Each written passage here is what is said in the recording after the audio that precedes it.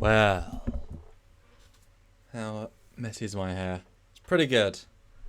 So I need to get the Stargate LCARs worked out because I was spending quite a bit of time in getting all the many images to show you today. And hello guys, good evening. It is Monday. It's Monday! I got it right. How is everyone today? I need to change this in Photoshop. Who's a fan of Stargate then in this live stream? Spoilers, me. Yes. Gotta love a bit of the Stargate. I should put Stuart's face just in the screen. Like you would be here, but you're not. But you're not.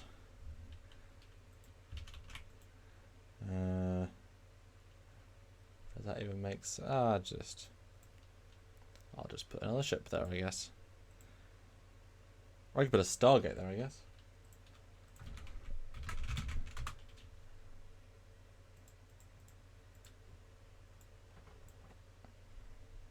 Hi. So as everyone knows, this is a live talk about Stargate ships and things, and also support the channel via super chatting. So if you want to ask any question or have any thought, then please do super chat and I'll read out whatever you want me to say about any of these ships as we go through the rather broad and I would say superb lineup of ships in the Stargate universe, from human to alien to everything in between. Yep, that makes sense. Although it's interesting, if you go back and actually think about it, there's not as many alien ships that you think, and it kind of escalates to a certain point, but for most of the show, there is not that many. I have a Stargate behind Stuart's face, and then I can be in the other box. Stargate live LCARs. Yes, we call it LCARs, even though it's not LCARs. But you know what? It's close enough to an LCAR, so it's fine. And then, yeah, that's transparent. And then bring in the image. Like I said, sorry, I was trying to get as many images as possible because I know that you guys would be like, why did you miss this ship or why did you miss that ship? So I tried to go through and get all the ships. It does take a while to go through hundreds of episodes. Stargate. Where are you, Mr. Stargate? Oh, there we go. I mean, is that better without my face? Don't think it is. Oh, that's way too small. Oh dear. Oh my god, how did I put myself upside down? Oh, there we go. Okay. Sure, that makes sense. Yeah. So, welcome. And I guess we'll get I want to talk about a first ship. How's the best way of actually bringing those images up? Probably go to it via Premiere still. I can scroll. But how's everyone doing tonight? Let's go back to the 84 people watching, which is awesome. A lot of chat before I went live, which is awesome. Do you have the Deadliest Variations alien ship? I do. And I want to go through and talk about a couple of intro ships. It's interesting to see the journey of where it started to how it ended, because they had a lot of different ships by the end, and you know, as I was going through them in time order episode wise, it's fun to see the CGI keep getting better as well. There's some things I've noticed by doing what I do about like the mothership models and how they keep sort of improving and where they change and such. And most of the time, you guys probably won't have noticed. That's no offense to you. It's just you're not meant to. For example, in Battlestar Galactica, they actually change one of the ship models, and they don't. And the guy didn't actually tell producers. So one day it just happened to have a new ship. Ha ha ha! I find that kind of funny.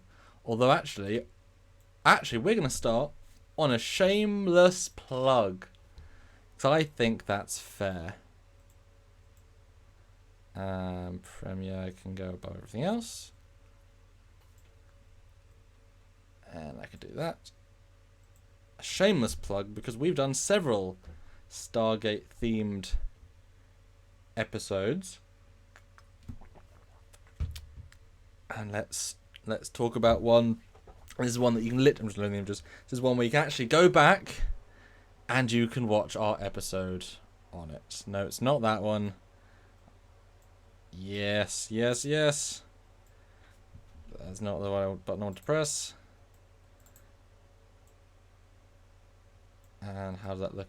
Yes, so if you guys don't know, we actually did a full Fleetyards episode, a full one on the X303 Prometheus, which was a real treat to do. This was a long time ago now. And I did quite a few animations for her. Animations, and I will tease you with one, but if you want to see more, then you must super chat for more, because you guys probably haven't seen these for a while, and I think they're pretty snazzy. Not that I've seen them for a while either. So here is one animation, original model of Prometheus,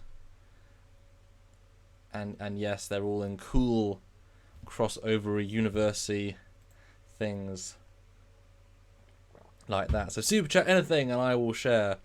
I have 15 animations of Prometheus, so any super chat and I'll share one.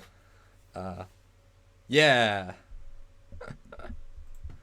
Right, so let's go on to the chat then. Right back to the top, because I know we did get a super chat, but obviously I've been dealing with everything else.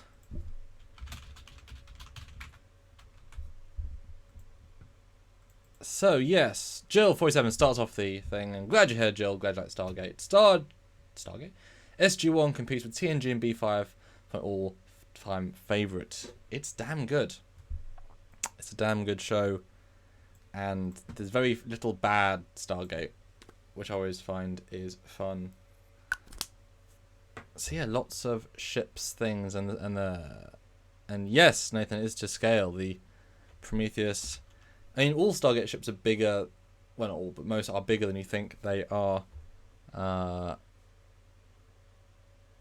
Yeah, I always point out that the Prometheus and Daedalus, when you factor in that they were built in the early 2000s with tech that was at the time, you know, and computers were pretty big back then to do that much processing, and engines had to do fuel. I mean, the fighters had to go in.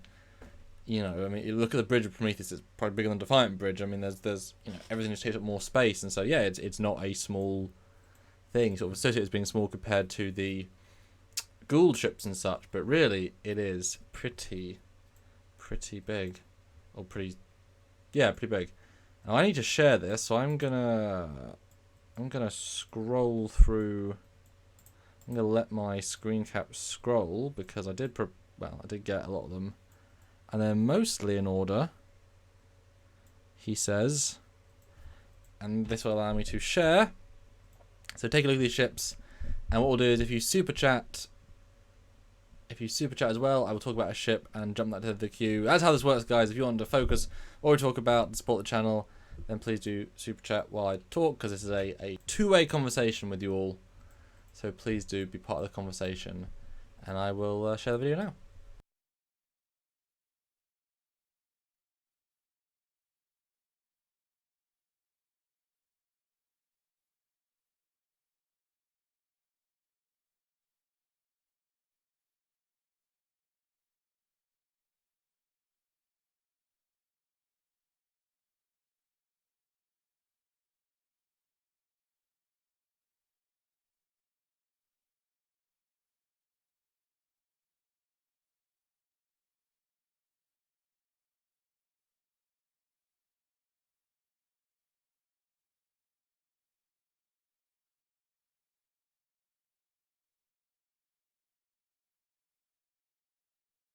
Got to kind of rush when it's just me, but got to share it to all different platforms just in case some wonderful people are like, oh my goodness, that's going on.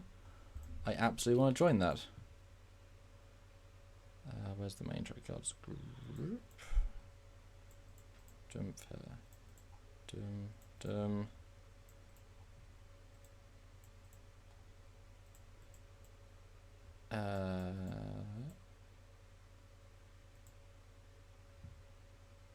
Okay, there we go. That's the page I'm looking for. So many Facebooks we run. So many Facebooks. Okay. Welcome. 106 people. Awesome. Click like. Please do say hi. Please do. Caleb Horn. Hi, Caleb. Thanks so much. $5. Rolls dice. Number 5. Okay, it's not in order, but okay. I'm kind of on episodic order here because I went through the whole list. Hello, listening in while I prepare a vegetarian lasagna for a Vulcan ambassador. We'll pipe up again when you get the X304s. Vegetarian lasagna. Nice. Vulcan ambassador? Nice. Well, let us know if they like it. Thank you.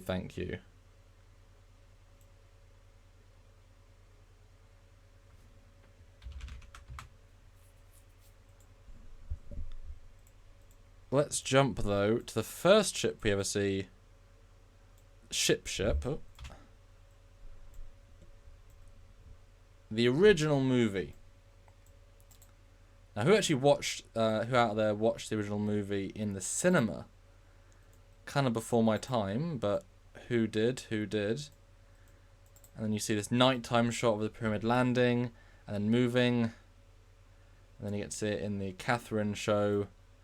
And it is kind of just this. It is just a pyramid, and it's a separate class of ship. We were told, but it kind of feels like it could just be the inside of a normal Hetat class mothership. But these things are a good way of them landing as well. And obviously at the time, physical miniature, and I mean just the detail of these things is glorious. Glorious. Jill, partial to death gliders.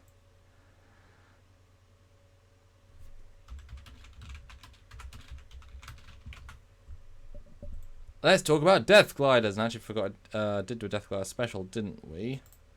So let me get up those renders, because obviously I have stuff like that. And it's great to have your own resources, because you can go in and just look at all your old stuff that you spent hard time, lots of time working on and preparing for everyone. So, Death Glider, first scene in the movie, although this one is a slightly odd variation, because if you look, they did a Marquette model thing, and while the basic design is the same, the one from the movie actually has an open cockpit, and the pilots always wear the full headgear, which is unusual compared to the more modern variant, which is a cockpitted version. And this is one of the CG versions of the Death Glider. Sai Smith, no 302. Well, you can super chat 302.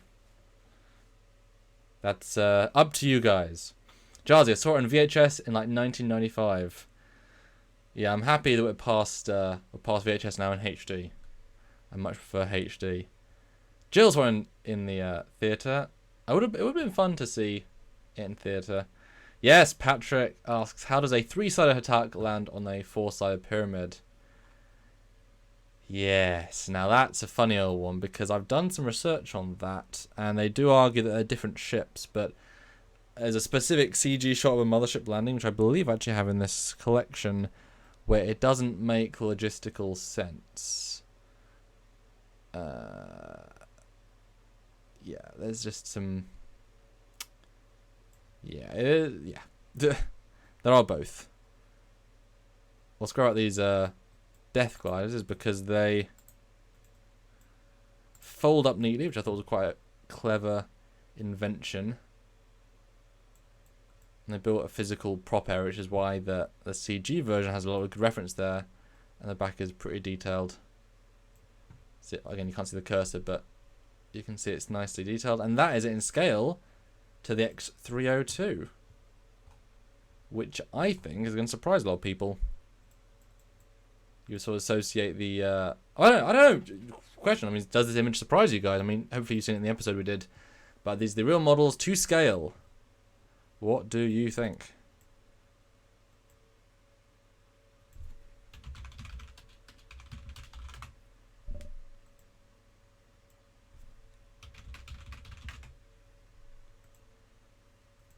There's a bit of a delay reaction. Mr. Miles, Chief Engineer, I'm sure there are many versions of the Death Glider. Yes, the 3D model changed several times, although kept consistent throughout the middle. Reese M. Ra's ship was unique because in the unused SG-1 pilot script, he was the Supreme Goa'uld leader, so that he was killed. It caused a civil war among the System Lords. He was the Supreme System Lord, but we only really see his like private, personal ship, and it wasn't a warship. Ha! Raj, yes, there was one Death Glider that had a ring transporter in it. Now that is a brilliant retcon. In the original version, Children of the Gods, and I happen to have it right here. There is a single fighter called Death Glider, which comes in, and as you can see, it's quite a bit thicker. We can't see, but it's got much. It's the same basic design because they're using some stock footage from the movie, so they had to make it roughly the same, but they didn't design something new. So this Death Glider was able to ring transport, and then it morphed into the Death Glider we know. And it's not that much of a morph, although the scaling has really worked to allow everyone. Well, no, it wouldn't. Although, I guess at that point you could argue they could be in a matter stream, and that would be, I guess, fine. This is just their personal ring transport version, and then a remaster version. This becomes a Teltac with 2 Death Gliders surrounding it, which is a much better improvement. But it's fun to see this bit of early CG as it then does some damage, and then obviously it swapped to this one because you can see already this has got all these details that this just hasn't. So already you've got several variants of the model just from the offset. Let's make this a bigger preview window, really. But Death Glider's remain pretty constant throughout the entire thing. So much so there's even an alternate version, which is not a Death Glider, it's the X301. This is a great magazine render that was done, which, you never really get to see it in detail. And there's the X301. What do you guys think? Jill, 47, $2. Jill Hammond went yeehaw in a Death Glider. Ah, no. Yeehaw was in a, what's it called? Needle Threader, which we'll get into. But there you go. Super Chat went to talk about that. But yes, the Needle Threader, which is an old school Goa'uld ship. Old school. Michael Kirst. Ah, Michael Kirst. He always thought the X302 was smaller. The thing about that, though, is that you know how big the Death Glider is because of shots. Now, I say again, but yes, scale stuff changes throughout the show, but there is a baseline where they keep consistent to. In the episode, I thought I had some... Yeah, you can see how the X3, the Death Gliders, is a two. So there's 2 people in a cockpity thing, and you get in and you go up, right? And it's the entire length of the ship, so the entire top is a cockpit, right? So that bit there, and there's a little bit at the back, I guess. But if you look at the X302, look at its cockpit, and all the stuff behind it. I mean, there's so much more going on. Death Glider can just fly. The X302 is a big mechanical thing, again, built by us in Nowish. Again, look to this scale. These are people going in. And, it's big, but it's not too big. And then you cut to the X302's time. Look at Jack on top of the X302 here. And you always forget this from the show. But the X302 is massive. Absolutely massive.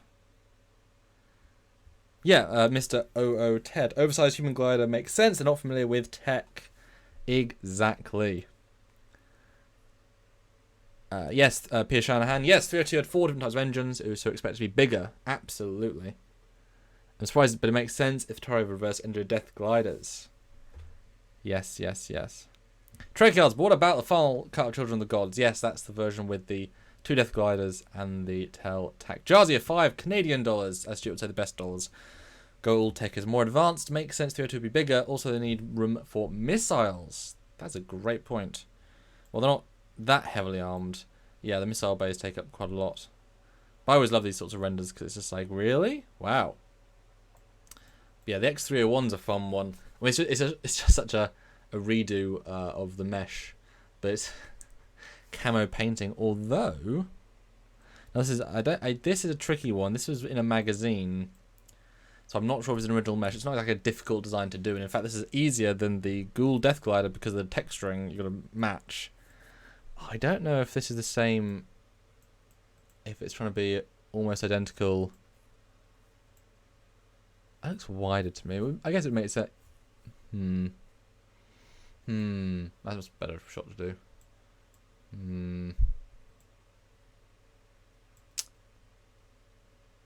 I don't know. No, the heads, the bulb's different. Interesting. But what do you guys think of the X301? Reverse engineered, and it went very bad for them. Ooh, the David Steisler. The 302 has internal weapon storage, right? They could explain the size difference. I don't think it has machine guns. I'm pretty sure it just has missiles. I mean, it's not as if it's like a Viper where you could burn through bullets and never run out.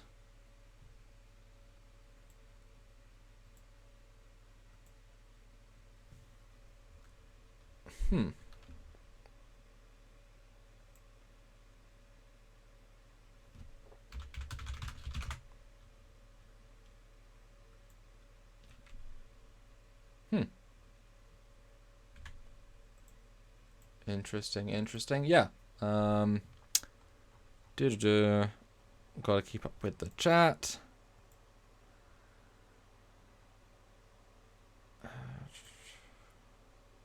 Yeah, Robert Hayes says the movie is slightly different when this is what the series became. They weren't Goa'uld, and they just seem to be a different type of alien. Yeah, but it's an easy retcon. I think they're very clever to change the what existed, but yeah, keep it very faithful. Oh, I asked a question on PayPal. Got the error. Give me a minute. Yes, as Joy says, you can also give us via PayPal, which goes towards our joint fund towards trips and things, including Stuart coming to the UK, hopefully in October. Trekyards@hotmail.com. PayPal that, and I will read whatever you want. Yeah, there we go. We have a comment. Let's see. $2 Canadian says, is the Replicator modified attack the fastest ship in the SG franchise? Ooh. That is a really good question. Oh, look, I have a picture of that attack, which is just normal attack. There isn't anything special visibly. It's actually this attack, but and then it goes crashy crash. The one in the background. Yeah, it did travel a galaxy in minutes, but you would assume that the Replicator other ship could do that. And it did get between our galaxies very quickly. By the same token, the Asgard could get between Hala and Earth in a few minutes as well, or a few hours. So I would be dubious. Because Replicator's enhance, but also they did no Asgard hyperdrive at that point, and they might have improved it. Well, not by that point, but by a different point. No, I guess we'll be happy with that point, but that's a great question. I hope my answer helped. Needle Threader. Will we review that ship? The Needle Threader, I have a render of from also a magazine. And again, it's a good way of seeing it. See, Jill's controlling what we talk about in this show, because you super chat to control, pretty much. Yes, this is the Needle Threader. And anyone want to guess what this ship goes through? If you say Stargate, you're right. Brian Kirsten. Samuel, any idea how much of this was CGI and how much was models? Great question. The movie was miniatures, and season 1 was miniature Goa'uld motherships, but all the fighters and stuff were digital, even from Children of the Gods. That wasn't a reuse, just because it wasn't practical to do miniature work. Now, they were very quickly beyond that. Raj. Goa'uld technology was taken from ancients and other races. They also did invent their own technology. Well, given how less efficient their tech is to the ancients, they utilize the Stargate tech, but they don't know how it necessarily works. Except certain people like Baal and the big guy, I can't remember the name right now, but it's one of those things where it's implied they stole from races of their own levels of tech, and then, you know, infighting and such. So, yeah, you know, if they had ancient tech, it'd be better. Not until Anubis like opens the door to ancient tech does it mean more. Trekyards, Mars. The F-302 is smaller than the Death Glider, though, I think, but you're the scale master here. No, Chief Miles, think about the scale. Just for you, I'll show the shot of the in a hangar again, because as you can see, their original intended scale is absolutely massive, and landed on its own legs. What's that? 3 people tall? 3 people tall. A Death Glider is not 3 people tall, and you can see it's just absolutely ginormous. So no, this one, however, this was a completely butchered scale. I've tested putting a Stargate mesh next to F-302 mesh, and it is not. It is not correct. It doesn't work. But this was, I mean, they had this as a plan. I think it's quite a bit too big, but that's okay. It happens sometimes. But yeah, much bigger than Death Glider. Much bigger, and that's okay. That is okay.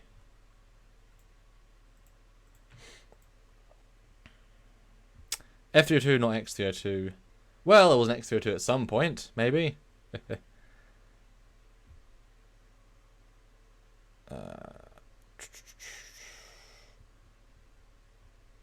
Trekyards, the X-302s have a micro hyperdrive. Well, they tested a micro hyperdrive, but it kind of failed, so they abandoned it. It worked once mostly. Well, twice mostly. But mostly also failed. I think it would have been a bit OP to give it hyperspace as well. But that's just me.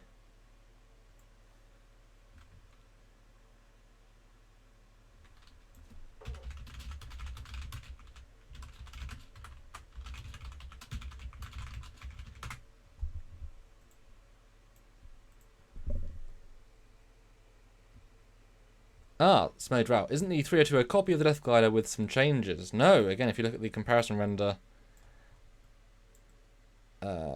which I guess I just deleted.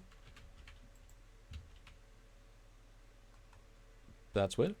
No, the 302, the X301 was literally a Death Glider. Was 2 Death Gliders they salvaged and put back together, and it went very terribly. The X302 was a man-built and designed fighter based on what they could do. I guess knowing what was possible.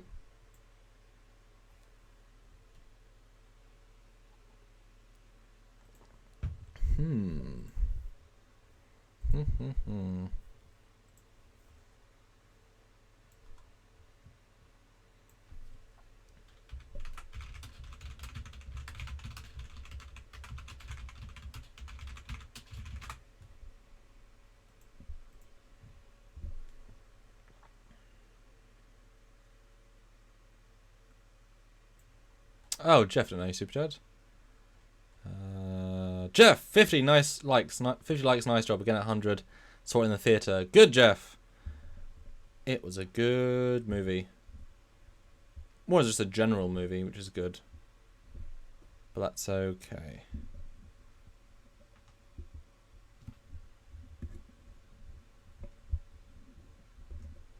Trekyards show the Death Glider next to an F-15 or F-32 is not really that much bigger.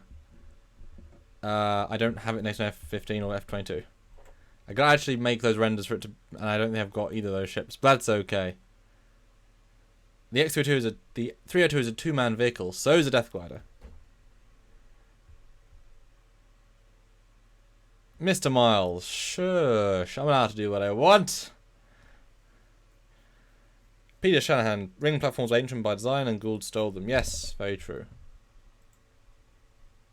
Was very disappointed Alan was very disappointed they didn't make more use of the gate ship. So cool. I assume it means the Goa'uld one. Yeah, that would have been great to see. And yeah, early Goa'uld pole jumper. That's very, very true.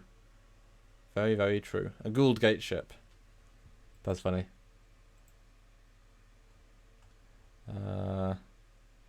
Ooh, Devereaux 77X. Always wondered who would win Colonial Vipers versus SG-1 F302. That's a great question.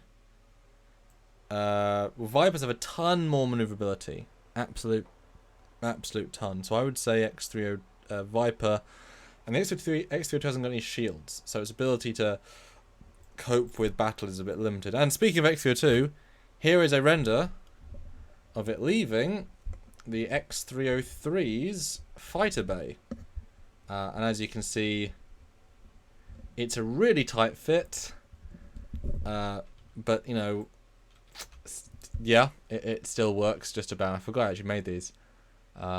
Now, this is the original version of the X-303, not the refit for its very last appearance. In this version, it had that single hangar in the middle, and in the later version, it has two hangars on either side, which launch several fighters, and then it gets blowed up. But this is it with the static version. You can see it still looks pretty good as a model, even now. Remember what I said, I have many animations, super chat, any amount, and I will show... Oh, I think that Pretty Shop said roll dice number 5. Ah, I think that's what he meant. Sorry. Right, I can do that. 1, 2, 3, 4... This one is animation number 5. Oh, it's a good one. This one is a good one. This is it in scale with some other ships with Al-Keshes and a Teltac. And apologies, this is my animation quality from quite a while ago. Do I have the... No, okay, just going in front of the light. So as you can see, it's pretty big. And Al-Kesh are not quite as big as you think. Not quite as big as you think. Ah, shame we never saw Ra in the series. I mean, technically did, but yes, the original guy would have been great. Would have been great. Let's go down. Yes, Saya Smith. 302 needs room for fuel, unlike the Death Glider, which uses ion drive. Absolutely. Trekyards. We want Captain Foley. We want Captain Foley. We want Captain Foley. Do we though? Do we though? Do we though?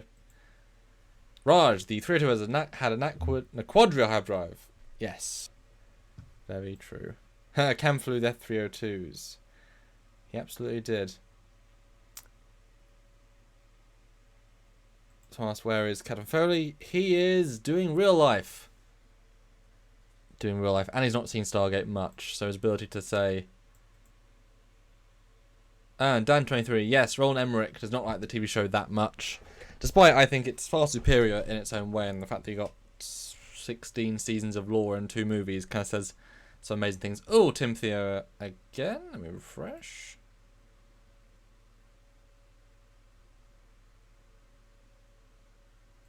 Question being, 2 more Canadian dollars, sue to the perb.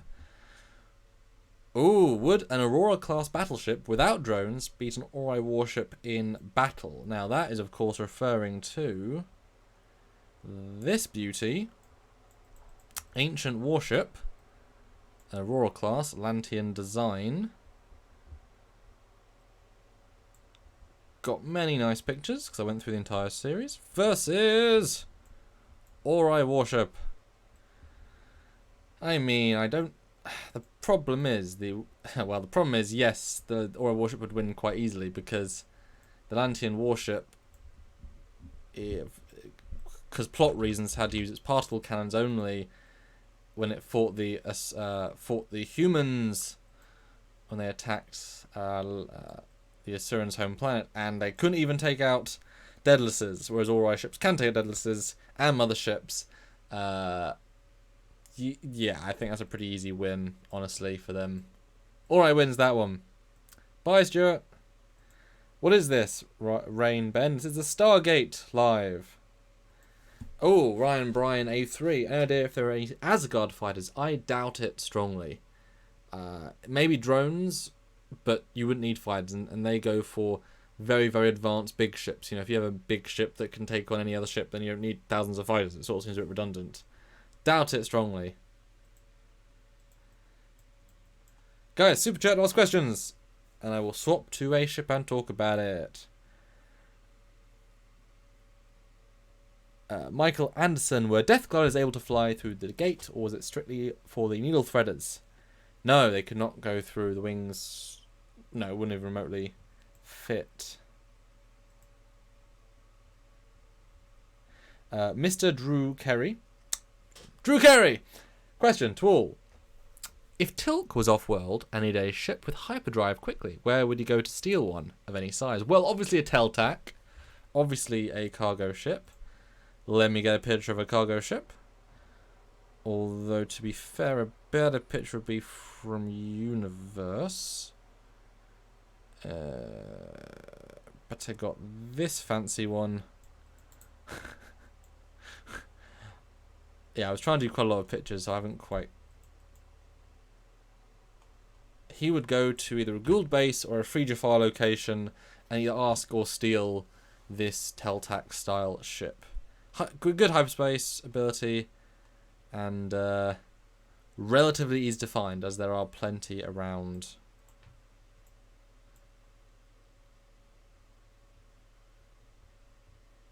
I'm not sure if the fighters, but Asgard definitely had smaller ships you can see in Season 4, Episode 1. Season 4, Episode 1 of SG-1, Dan? I don't know what you mean, smaller ships. They don't have anything smaller than a Daniel Jackson class. I mean, that's a Bliskner, is in Season 4, Episode 1. Bliskner.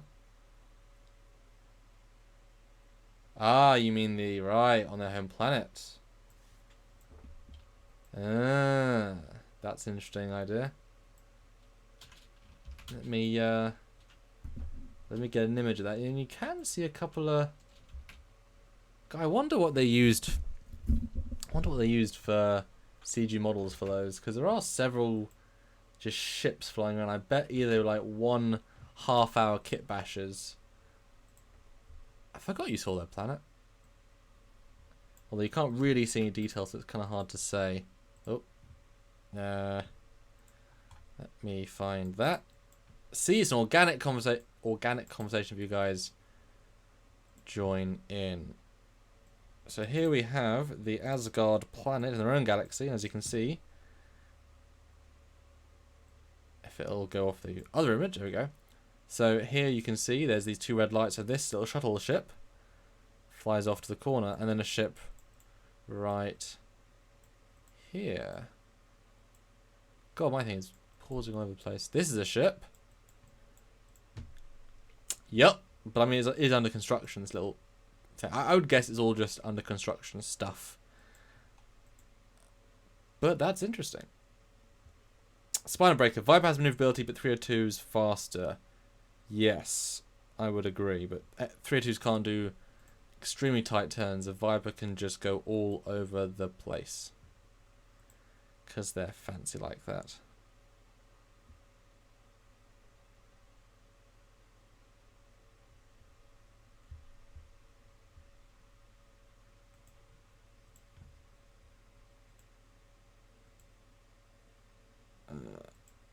Yeah, 302 can fit more missiles. Jill, let's show you the... Jill 42, Destiny, yay!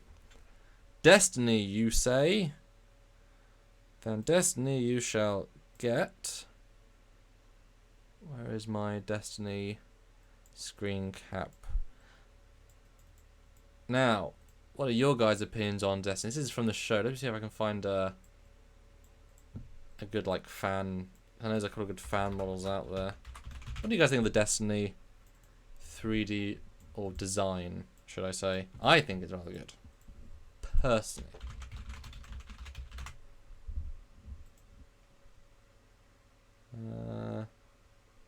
That's a pretty good one from the... Oh. That's a weird one.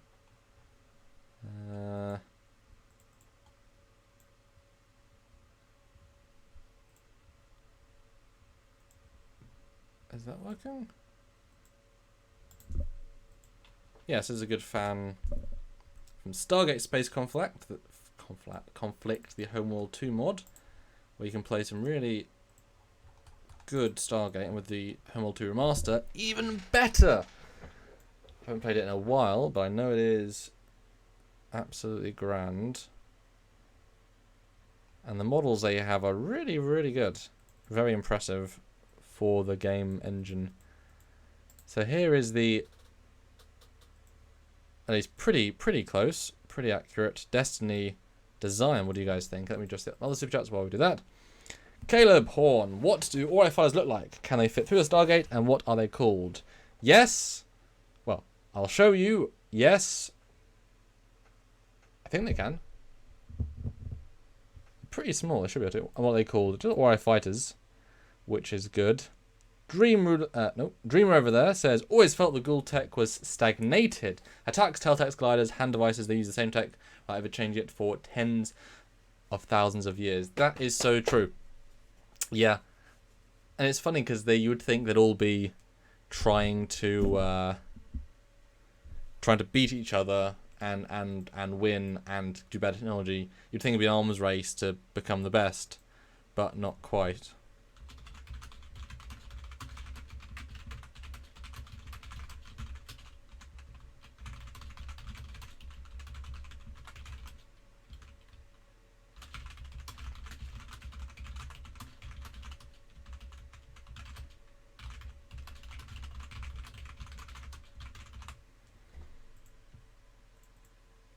Yeah, what do you guys think of the Destiny design? Talk to me, people. 130 per watching, which is pretty great. We have 43 minutes. even the F-15 destroy Death Glider. Well, they haven't got shields, so it's not that difficult. The Destiny was released just shortly after they arrived in the Milky Way. Jeff, I love Destiny, and I love the shuttles and the greenhouse and solar power. Yes. It is brilliant. SGU is Destiny shuttles gate-seeing ships. Yes. Alan Parr wasn't a fan of Destiny initially. Definitely grew on me. Yeah, it's a weird one, but it's got such a feel about it. You know, it's got such a vibe. I think it's certainly a cool design. I love the very Han Solo, Millennium Falcon style engine, and the fins. You know, it's so flat, but doesn't feel flat, which is weird. It could very, very easily feel flat. There's a lot of ships that just are and just don't quite work, but it has a really good vibe to it. Ah, Devro. Too bad we never saw the Furlings ships. So true. So true. Ah, Jarzia. Always found the Destiny to be damned fugly. Why? Why?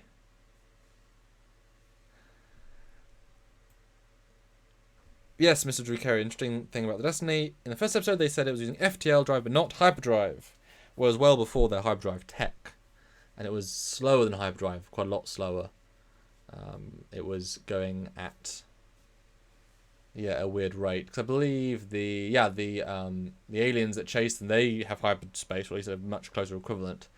You know, I would love to have seen like hyperspace beating them because it's just much faster. I mean, especially with the Asgard hyperdrive.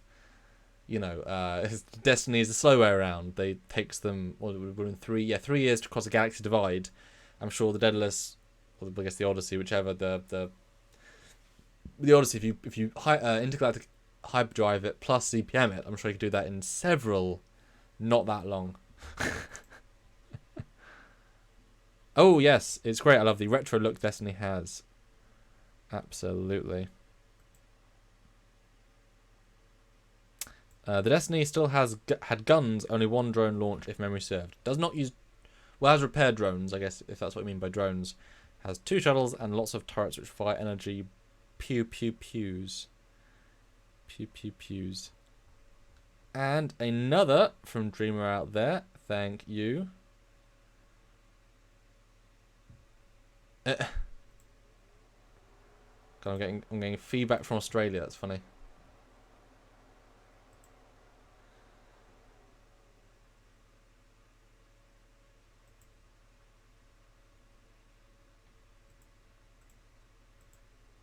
But yes, do send. I can open it and...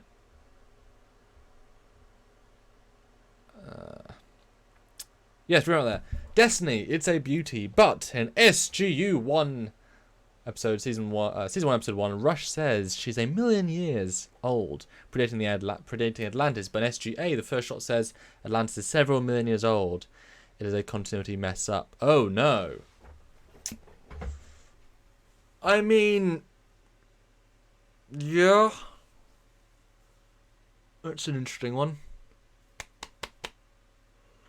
Because it definitely predates Atlantis by quite a lot. It's funny how maybe it was in the script said 10, they just didn't say 10. Oh, it happens.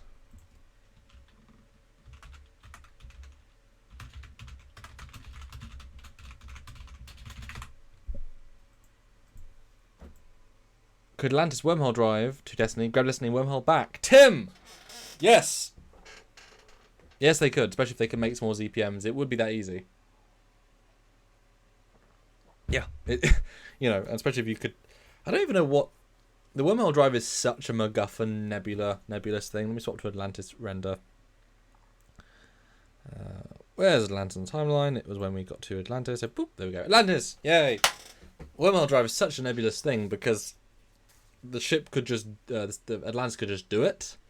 But a hyperdrive engine, so could a hyperdrive engine be turned into a wormhole drive? Is there a separate little piece of tech? Is it a big piece of tech? Could it be moved? Could it be put on board Destiny? You know, could it be replicated? Is it just a modification of their own hyperdrive? It's MacGuffin drive. But yeah, if it was fully powered, they could easily get back to Destiny and say, hey guys, and this... Oh, wouldn't it be a cool shot? You see Destiny flying and then suddenly... Atlantis just like pops up. It's like, hello. Hi guys, we're here to save you. That'd be great. That would be great. Dan23 likes the Destiny shuttles. Me too. Me too. Was Destiny sentient? No, but it did have the ability to want to preserve itself, but that's just safety protocols. So did Atlantis as well, when its power became less. I would say no, although when people's brains kept being put into the ship, you could argue maybe it's enhancing itself, you know.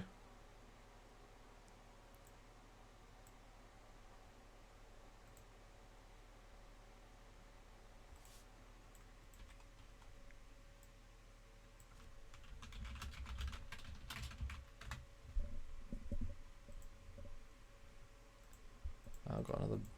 So you got to keep track of messages not on this service. Oh no, okay, that was fine.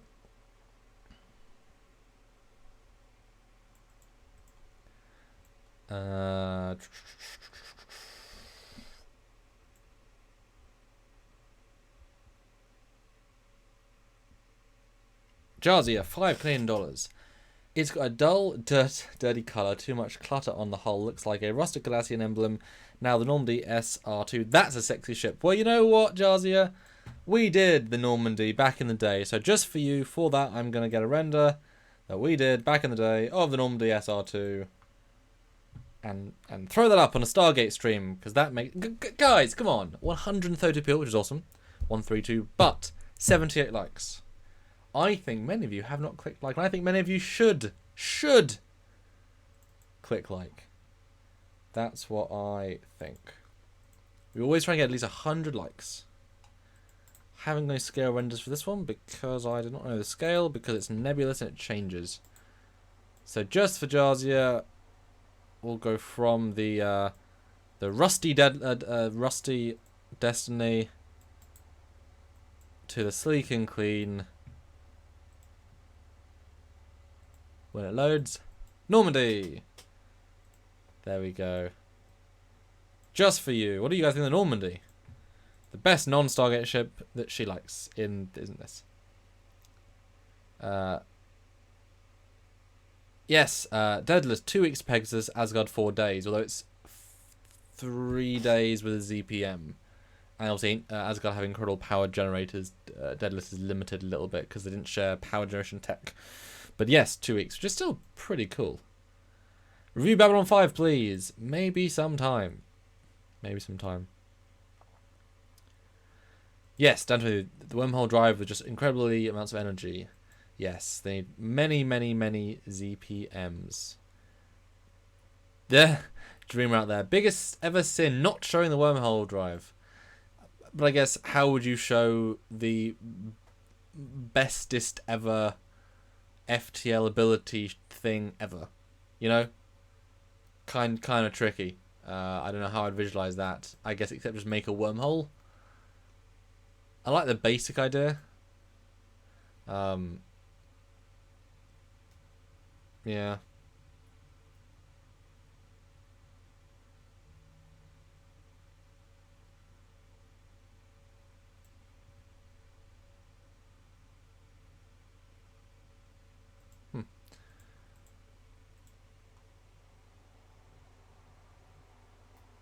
Christopher Maloney. Do you find that in Stargate they made the hero ship too powerful? I mean, with Asgard B weapons and drones, they can pretty much annihilate any ship they encountered. Well, they haven't got drones. They could have drones, but they don't. But yes, I certainly would agree that they OP'd the Daedalus a little bit. But, to counter that, A, she's sexy as hell, so she's allowed to be OP if she wants to be. I mean, look at her. Beautiful. But it's an evolution. It took 10 years. 10 years. Okay, it doesn't sound that long, but it took 10 years of showtime to get to that. Once they're given it as a gift, and then la la la. So it was an evolution.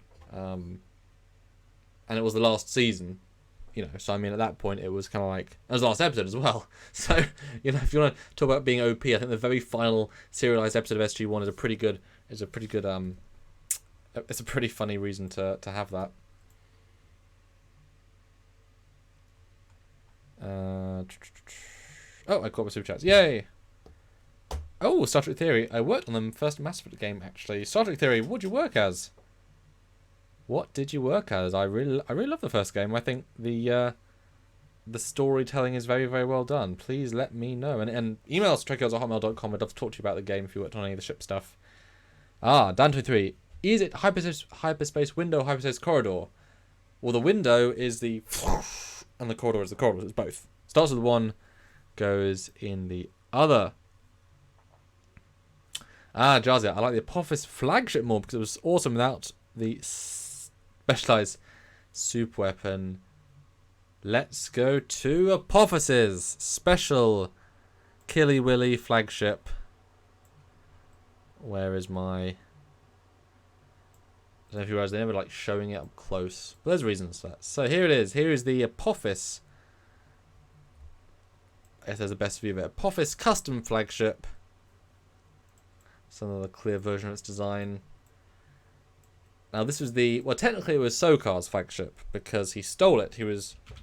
there was another flagship he was trying to build. But they didn't go anywhere. Now, this could be the same ship. They look kind of different. So it's kind of hard to say. But this was Sokar's ship. What do you guys think of this? This version of a Goa'uld mothership. I'd love to see this one up close for sure. Oh wow, Star Trek Theory. Visual effects lead on that game.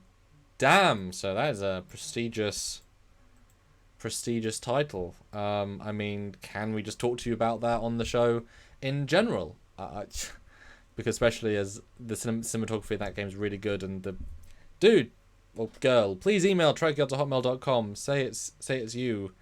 That'd be great. I think the first one doesn't get enough cred for its hard work. And yes, the combat's not the best, but I mean, story over combat any day. So please email. Yeah. Dream out there. Trekyards. When Daedalus first showed up, it only had railguns and nukes that could easily be shot down. The evolution was good because it got to a point where it could easily actually stand up to a foe. Absolutely true. Absolutely true. It's only... I mean, the Daedalus' only real advantage was its shields. Because it had Asgard shields at that point. Yeah, Asgard shields. That's the only advantage. Now, obviously, once you have Asgard shields, you can take on a lot of stuff.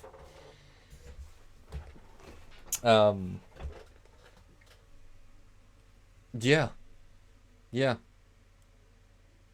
Didn't Baal steal that as well? No, no, Baal didn't steal anything. Baal, in an alternate timeline, he stole the plans for the Anubis flagship and then rebuilt it himself for himself.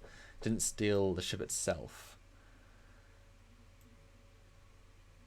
Yeah, Jolie, this is my favourite ship, but it was burned by Sokar. I'd love to see special on this. Yeah, I need to get a fan model because I don't have the original one and it's not really shown in any great detail up close. And believe me, I looked. It's very minimal appearances.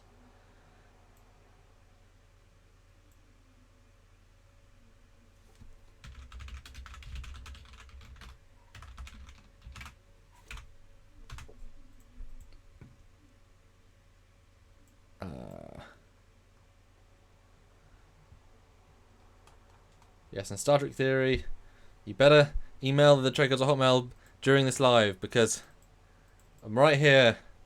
I'm right here looking at that email. Trekyards at hotmail.com. I'm right here looking at the email address.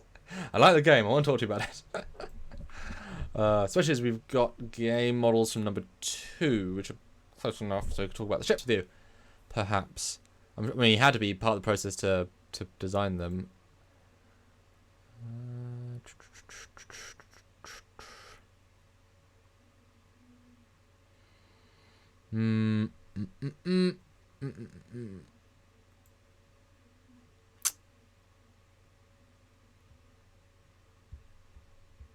Oh yeah, yes, Jarzia. Anyone remember the cancelled SG-1, the Alliance game? Jarzia, you're breaking my heart there. Oh goodness, I was quite a bit younger when that was announced, and I also, as Mr. Drew Crew, he also put money on that at GameStop to pre-order it. I did too, and it looked fine. I mean, it wasn't groundbreaking, but the story looked interesting, the ships looked interesting, and they at least tried really hard. And I know they've managed to get some very early versions of the game that were sort of leaked a little bit to certain people, and it looked fun enough. Bit basic in a sense that you only fight the same people, but I mean, we would have wanted it. Stargate has a massively poor luck when it comes to games. Just absolutely diabolically poor luck. Absurdly poor luck. But you know what? Never say never. The franchise is still young. There can always be more. And Super Coops. Daedalus is probably my favourite Stargate ship. The Daedalus! Yes, yes, yes. Good timing. So here is another render that I did for the Prometheus episode. I'll take that super chat as we want to do that. And this is a great comparison between the Daedalus and Prometheus in terms of scaling. I'm a bit laggy today on my Premiere. Oh. So yeah, here's and I'll slow it down a bit so you can embrace it more. So yeah, here's the two ships together. And they are very different, yet very the same. Would have been, it was a challenge to try and design them, I'm sure. But certainly a visual language there, but, you know, one is clearly like we're going to reverse engineer whatever, stick some stuff together, try and build it. The other one's actually designed from scratch ship, and you can really feel the difference between the two. Love it. Love it, love it, love it. Love the X304 Daedalus class ship. She's great. The railguns were designed by the Asgard, Nithy Joey. No, they were not. Railguns were human invention. They were not that powerful. Jolly good. There is a model available of a similar ship from one of the Stargate games. I'll try to find it. Jolly good. What ship do you mean?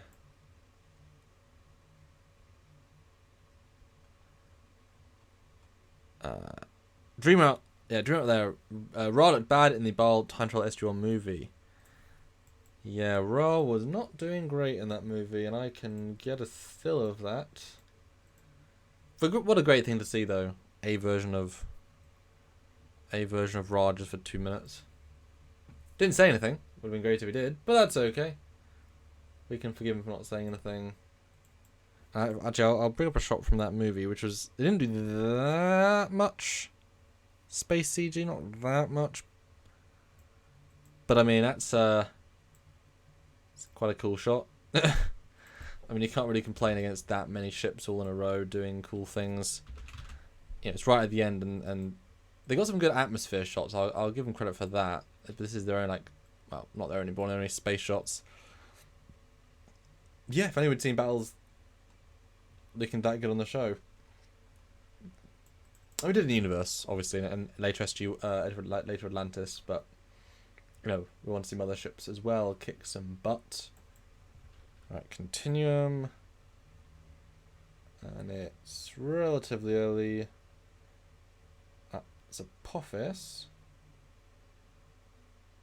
Apophis getting brutally murdered. Good, good. A great visual. You got some Nearty, you got some Camulus. But there he is. That didn't take me long, did it? like Continuum, except the fact it's all parallel. I wish I'd just done another canon movie, but, you know, whatever. That's just me. First render, look at that, or first shot, look at that. What a great visual of he's in control, he's got the power. And a nice sort of simple redesign of a simple set. Well, or at least making bigger pillars and then adding green screen behind it. And then, yeah, here's the lineup. You got Nearty, you got Cronus, you got you've got Camus, and you got Ra, and there's Ra on the left.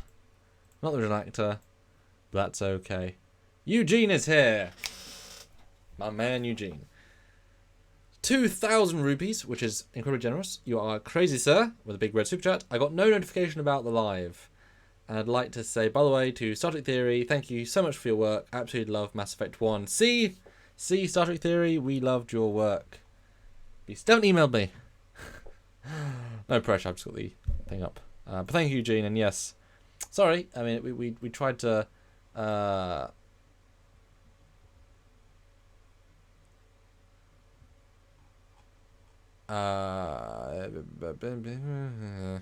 not really for that, though.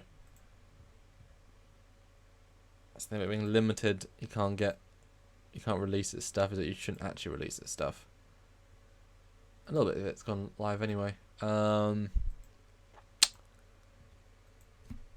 Tim Theo, I liked Anubis's flagship with the eyes of the Goa'uld. It's too bad it got destroyed. That would have been one shot a lot of ships. Robert Hayes was Ryan Continuum. Yes, there he is on the left. Yes, let's take a look at the the Anubis flagship, which is quite a cool ship. And again, this is a odd time.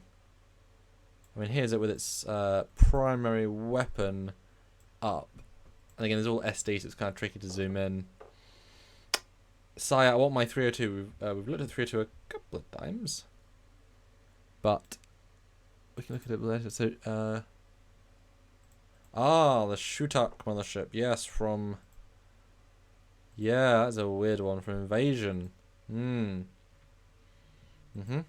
Invasion did some really good stuff too. Real cool models.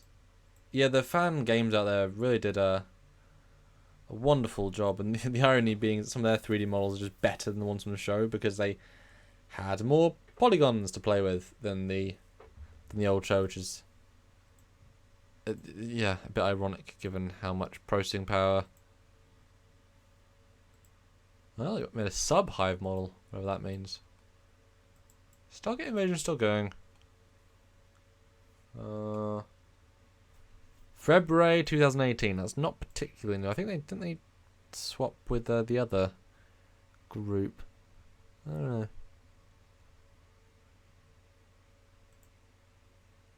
know. Interesting. Never knew that was Ra. Yes. Kind of the unmentioned.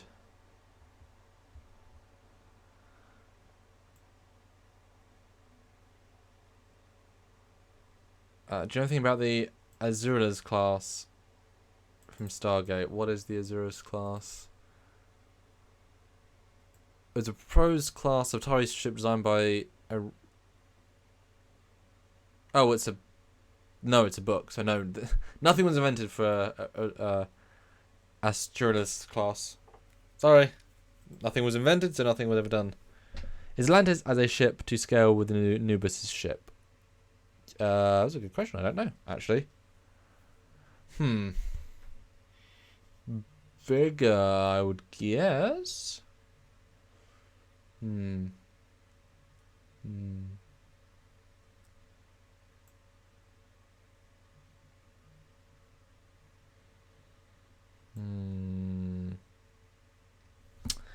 Darwin James WR. How effective would the 303/304 be on atmospheric battle since we both launched from Earth and Daedalus launched on Atlantis no problem? Yeah. I mean, missiles work fine, railguns work fine. I mean, I don't think it'd be necessarily maneuverable per se. It's not aerodynamic, but I think it would do fine. I mean, certainly its shields should have absolutely no problem dealing with, you know, if you can take an Asgard beam, you can take a bit of turbulence. I don't have a worry about that. But I like the Asgard, the Anubis flagship. It was underused, although I know from the production team they did not like using it. I don't think they necessarily had it be destroyed, but they did not much like using it. I liked it, but that's me. This is the good old Prometheus. In the first iteration, she had the hyperspace emitters in the pods, and they were swapped to fighter bays for its last appearance because they need more fighters. Now this one is a fun one. Do you guys remember this one? Do you remember this ship? Bit of a clue based on the image, obviously. But do you remember this ship? Do you know where it's from? Can you name it? Prize, a fictional prize. The first person who can say. Because I think, talk about underused. Would have been. I mean, it's not like there's a billion reasons or times to use it, but would have been. Would have been great to have seen it more. For sure. What is it, guys? You tell me. I mean, I do know, but you tell me.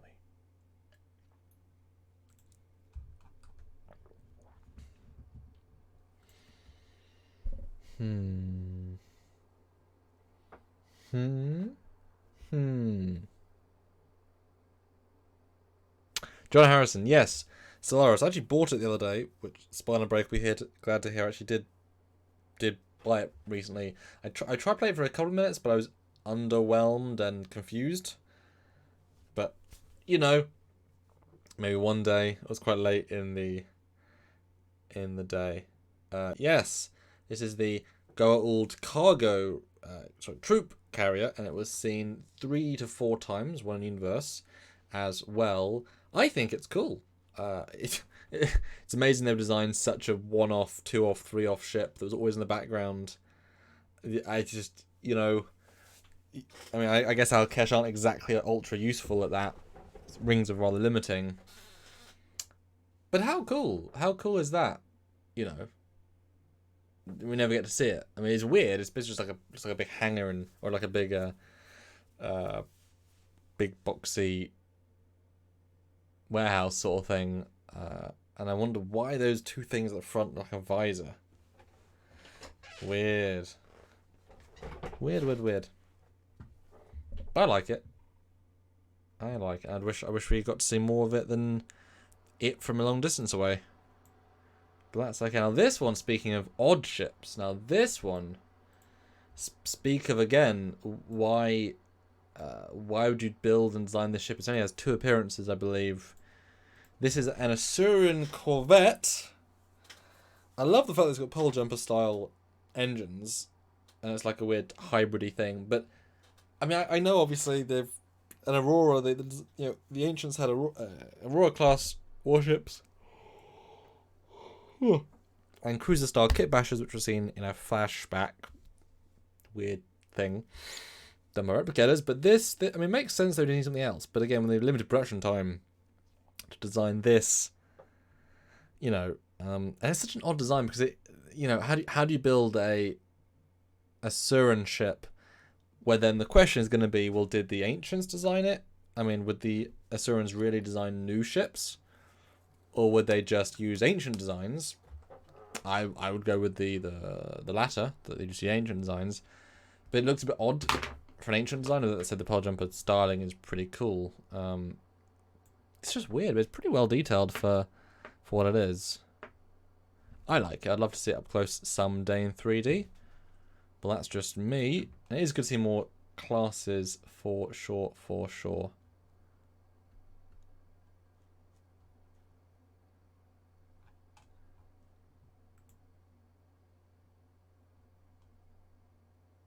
Any more super chats for any more? And I can swap to a different ship, because there's definitely some. I mean, come on. I mean, there's so many good ships in Stargate, to say the least. You know, they have a great variety, but also great art design in what they do have. It's some good stuff.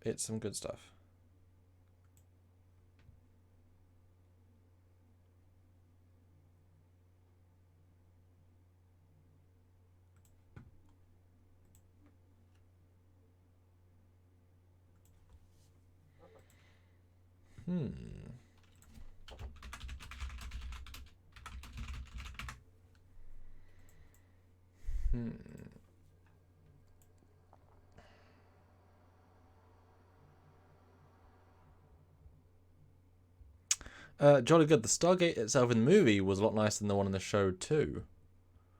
Well, they built them extremely similar / about the same. That was kind of the whole point, is that no, I you know, apart from the fact that it didn't have the same aggressive, no, I think they're meant to be the same. As mentioned, the Asurans copied most, if not everything, from the Alterans. Yes, they wanted to be as good, if not better, than the original. That's why they did build a city, but it was still a city with ancient styling of tech. So I would say it's just an ancient ship, although an odd-looking one. Cool though. This sort of ship, though, the "We Kill You" ship. Now this, I would argue, is an original Asuran invention. It's like a snowflake Stargate gun. What a cool, simple design. You know, all it has is, I think they said, a shield emitter, hyperspace, and communications, and that's it. What a cool bit of design and cool bit of CG. And it was interesting. This is where we see the cruisers in this weird flash thing. It's this sort of side ship. You see a few of them. Basically, the difference is they're slightly, well, much stouter, and they have 2 pods, which is important. Super Goops, £2. Hey, £8. Woo. What about some Wraith ships? They were cool. Yes, let's look at Wraith ships. Wraith. Christopher Rollins. Haven't seen SGA in years, but were the Asurans limited by the tech they had? I think they didn't feel like they needed to evolve or develop. I mean, they didn't really do anything, just stay on the planet and chilled, so they're not going to design much more tech. Obviously, when necessity involved, they had to design more stuff, maybe. But I think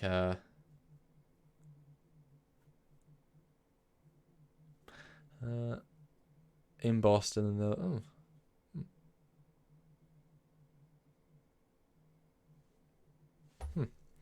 Wraith, yes. Wraith. Let's go to the Wraith. So, let's start with the big bad. And again, I'm very fond of this. Although this one, it's worth noting, as they often do, this is an iteration because it's not purple most of the time. This might actually be the Super Hive. That might be the Super Hive. This is a magazine render, I believe, or someone did a render of the original from the original team. See if I can find an actual. Yeah, see, the actual one's blue. That might be the Super Hive. Yeah, it's the Wraith Hive ship. I think. I've said I like most of them. I think there's not a ship I don't like. I don't know if there is, actually.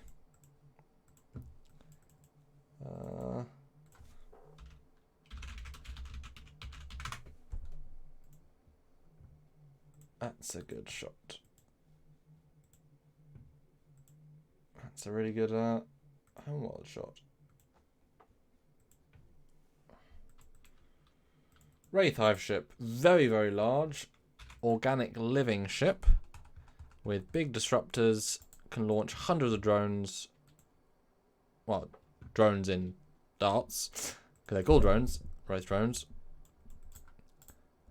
And it's got this bug shape, and it's big. The Daedalus fits in just a teeny bit of the middle. And I love the fact there's all these little light, it's organic, but there's living areas growing out of it with all the windows. It's an interesting style. That's a clearer but purple version of the ship. Cool ship for sure. There's a few fun little things about the fact that it changed between seasons and then changed back for a couple of shots. It was a whole thing. We'll do a full episode. I want to talk about it, but there's it in scale with the Daedalus. And the Daedalus, as you know, is already a pretty big ship, so you can see absolutely how massive. Let me see if I can find a scale I did for the Daedalus, because I have all those things lined up. This is a little bit of an old one, but this is an idea. Ooh, that's interesting. I can just do this. Haha. That's hilarious. Oh, goodness. So, yet another case of universes being a little bit bigger.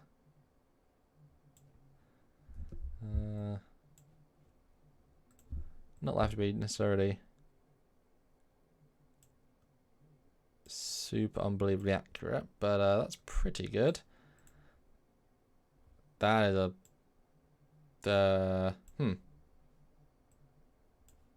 that is a corrupting file, if I ever saw one.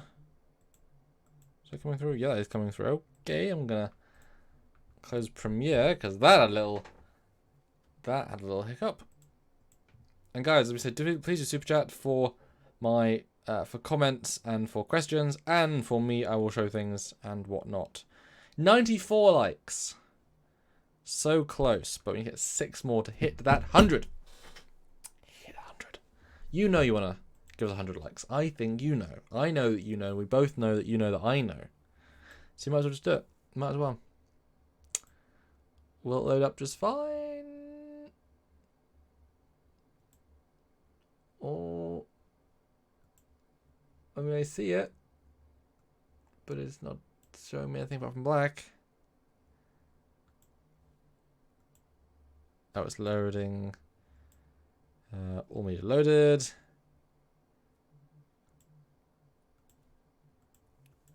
Some point. Caleb Horn. Okay. You want to see the super pole jumper that the Pegasus Asgard used. Super pole jumper. I've never heard it called that before, and it's still not showing me anything, which is not great. I didn't kill Premiere, did I? I feel like I might have, though. I was trying to do something fancy as well. Raj, do you have a picture of the hive next to the super hive? I do not. I do not. And Jazia, always like the Al-Kesh. Elegant little bomber. Yes, gotta love the Al-Kesh. It's a good looking ship indeed. Right, reloading Premiere. Let's see if it will be slightly nicer to me right now.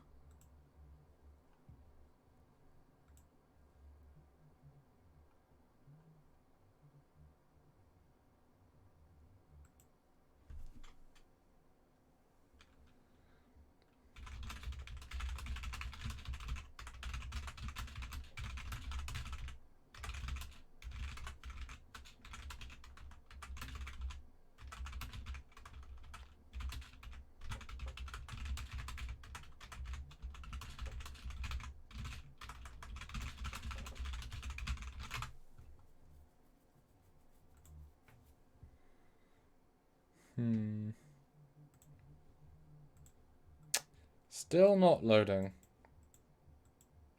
I mean, I'm trying. Gotta reach manually, do I? That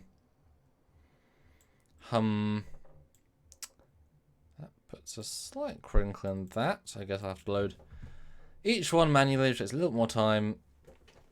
We were on Hive ship, but someone said the evil Asgard ship. Dum dum dum. Probably should have said at the start, heavy spoilers this one, but we're a bit far to worry about that now. Alright, let's go to live thumbnails. And it's right near the end because it's near the end of where I did the images. Oh, yeah, I mean, it's a hard one to get images of. We didn't really go a clear one per se. But it was a weird one. I don't think it was a pole jumper, but I kind of is. It doesn't go through it most. It's too big to be pole jumper. You just mean stylistically.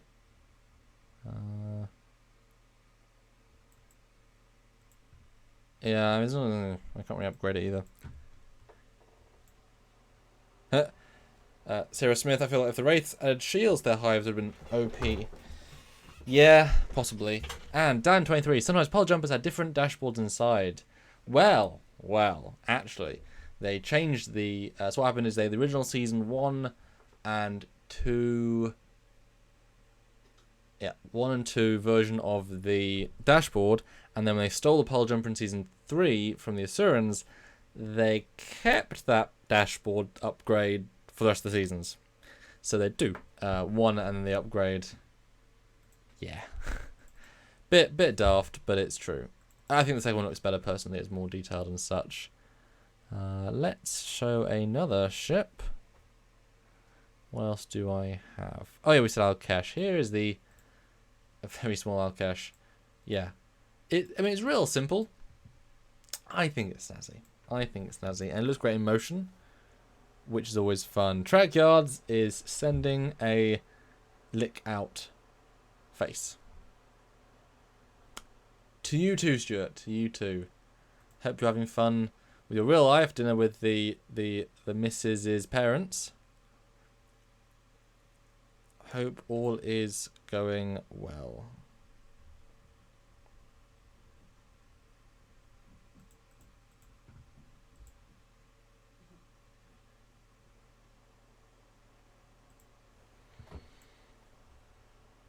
Have you done the best or worst yet? No, but that will probably be the thing right at the end. Evil Asgard, wasn't it a replica ship? No. No. It's evil. Jeff Jacobs, $3.02. Okay. 100 likes again at 150. Make Jeff pay. Hashtag Stargate like Spike. Stargate like Spike. I missed a Star Trek theory. Still no email. Still no email about your work on Mass Effect 1. I'm looking. Jarzy like count 104. Tim Theo, this is random, but I wonder if a Wraith dart was programmed only to cull humans into energy storage. You just imagine a Wraith energy beam sucking up a space deer or something. Yeah, you could. Any sort of life, I'm sure, would work just fine. Oh, I've got another thing on. There you go. But yeah, Alkesh, simple, efficient, and they use the exact same 3D model from its first appearance to its last, which is very unusual. It was done well, and it stayed looking good for the entire show. Same with the X304. Now, does anyone remember this ship? And this is... I was doing research for this earlier, and it's funny to then look at these models and try and say, well, what is a texture, is physical geometry? You know, it's all made in light waves, so I understand it. And you can see this one is mostly textured, but they know what they're doing. It's good lighting considering. This one... And I think some of this is reused for the Wraith ship a little bit. I think the back might have been... I mean, it's almost easier just to build a new one, but... Trekyards says... Oh, Donnie Pearson says first, well, I gotta go, but might see this when on demand. Thank you, Samuel, for another great live stream. Bye just now. You're welcome! Yeah.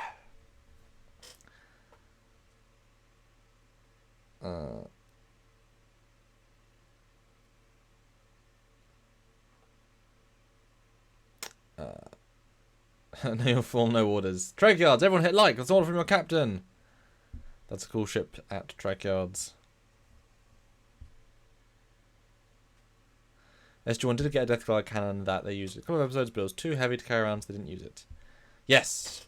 Yes, staff cannon is a very effective weapon when used, and it was the same prop that they used for the turret that Till occasionally used because he was big enough. Yes, this is the Wormhole Extreme. What was the guy's name? Marley? No. What was the guy's name? It was episode 100 and 200. What was his name? And obviously you're all going to tell me, but I just have to... Martin! That's not what I was thinking of. But yeah, Martin. He is an alien. He really is. His alien race people. They go back home. And for Stuart, they actually beam back onto his ship via basically TOS transporters. It's kind of funny. And it's a good looking ship. It had literally one shot. And I think this is from, like I said, a magazine, which is great. It's something else. This is from the actual show.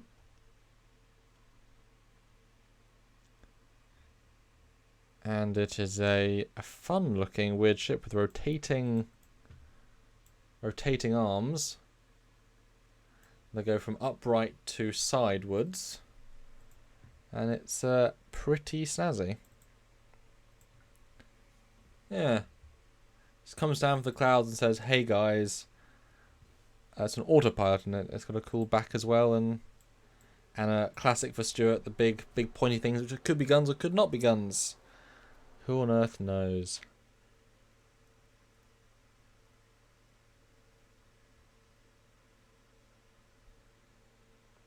Can an Al-Kash bomber fit inside a pyramid ship's hangar?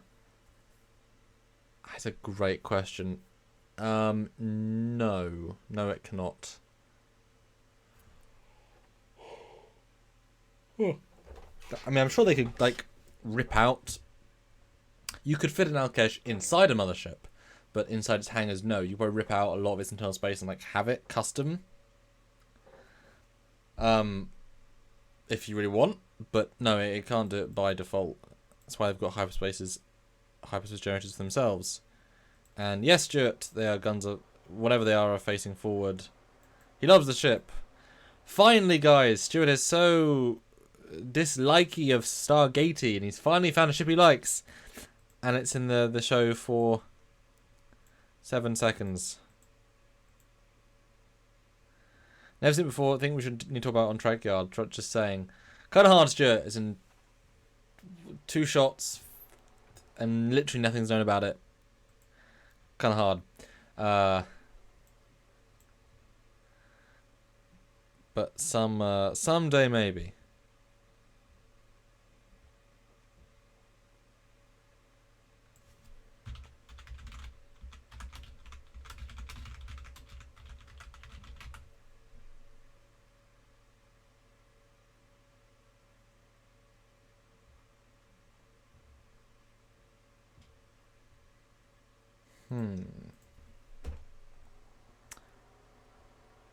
Yeah, hard to forget Wormhole Extreme.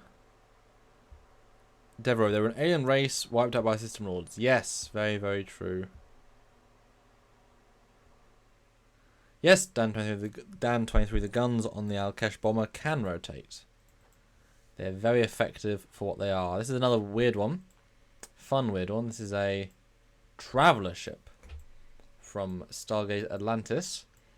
Seen more than you'd think, actually. It was actually relatively appreciated, which is nice.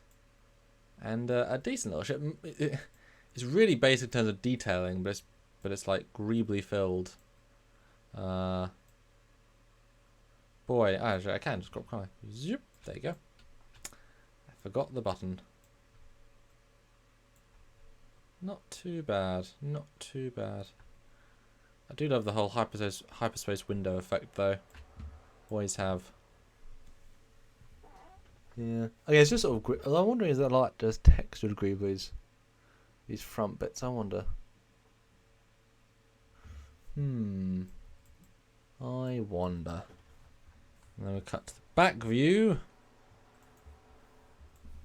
Yeah, the back view. Very exciting. I mean, you know, pretty uninspired ship, but that's okay. Just want to include it. Ah, this one. This one I didn't even know this ship. This render existed. I think this might just be a Photoshop. Very good Photoshops from the show, or it's new renders. I don't know. I can't really tell.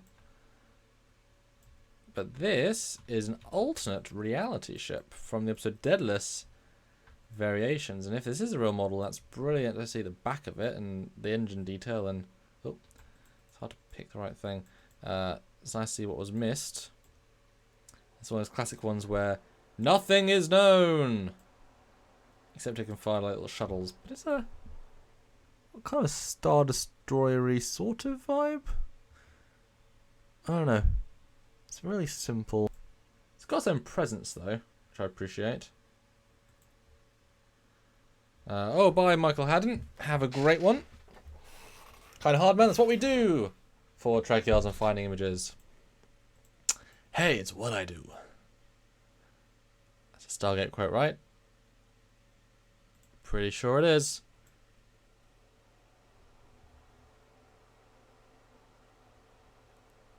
Supercoops. That was an SGA.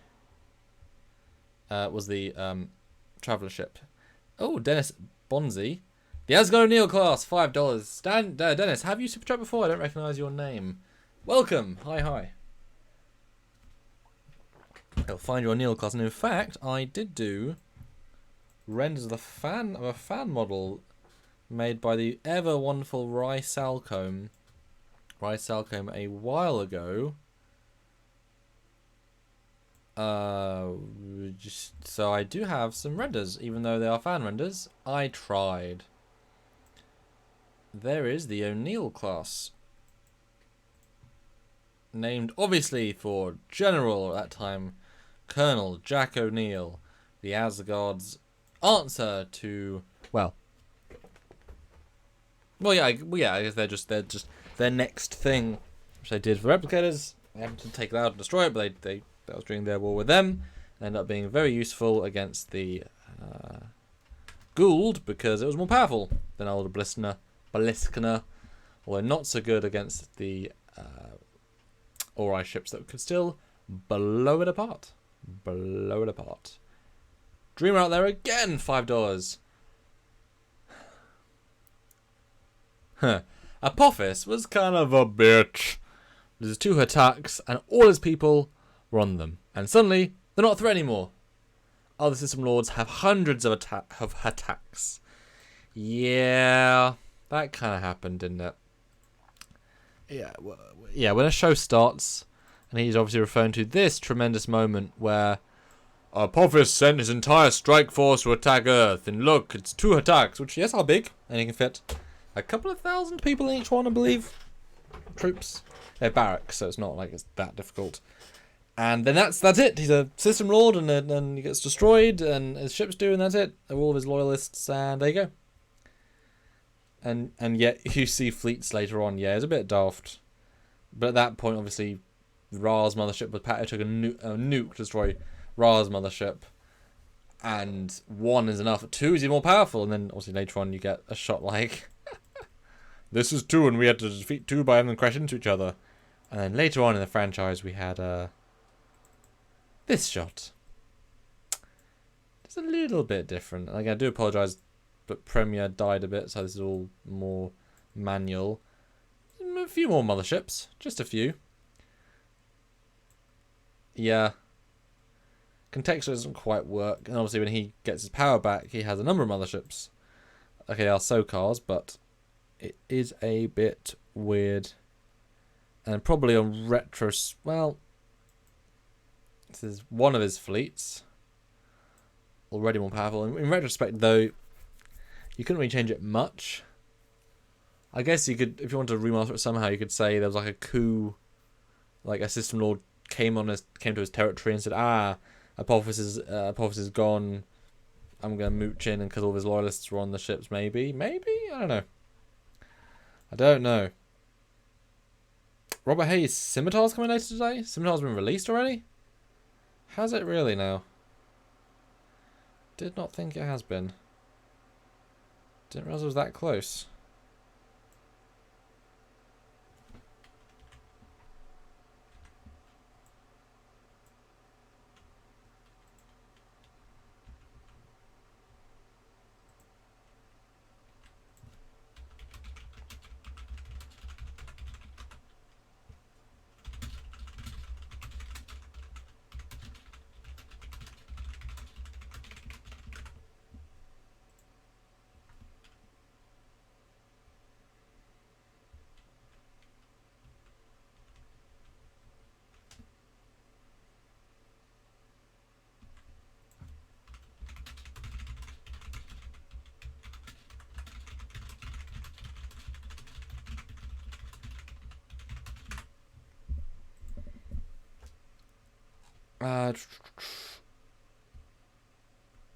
Any Jonas fans? Yeah, Jonas is good. I've met Coronemic a few times, and he's a good guy. I like him. Super Coops, he meant the ship that Martin was on. Sorry.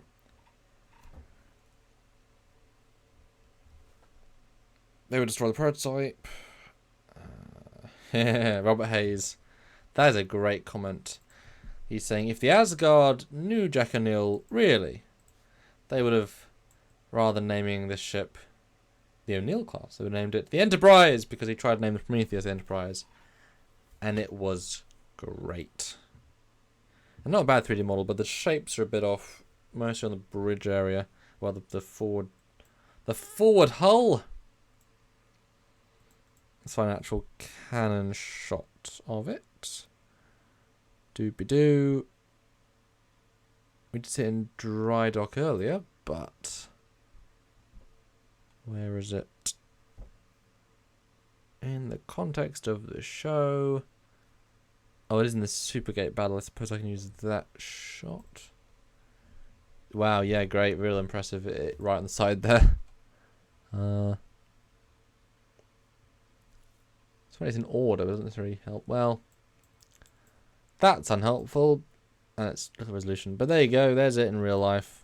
You can't imagine that those white splotches in the feet? Pods? I don't know. They call me windows. That feel very impractical to me. Personally.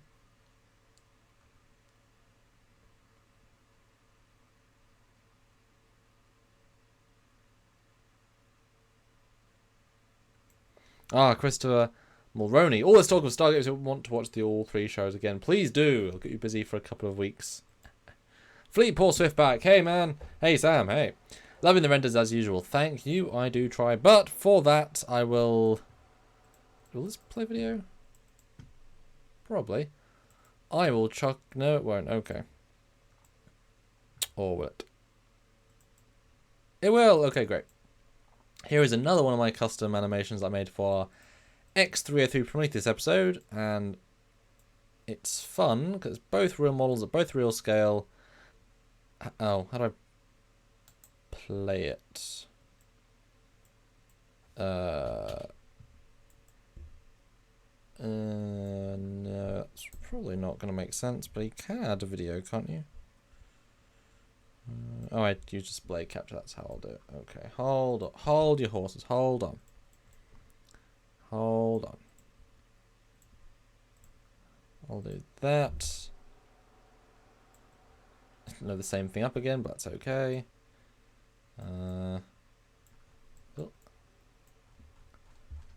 For the Babylon 5 people like Jill, here is a combo render, and please do go back and watch the X303 episode because we both put a ton of work into that script and that episode in general. This is very meta. Turn that off. Do that. Do that. Perfect. Look at that. How cool is that? It makes you feel the Prometheus is small when you do that sort of comparison. I remember this. This is when I was early in my phase of learning CG, and this was quite an intensive render at the time.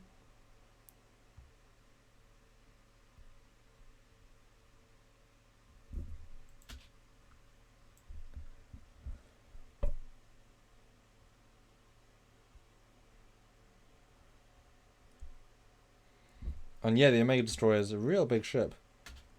I mean, they don't even have really alien tech. They just have whatever. Because if you think about how big the fighter bay is and how many fighters can launch, it's a big ship. It's a big ship.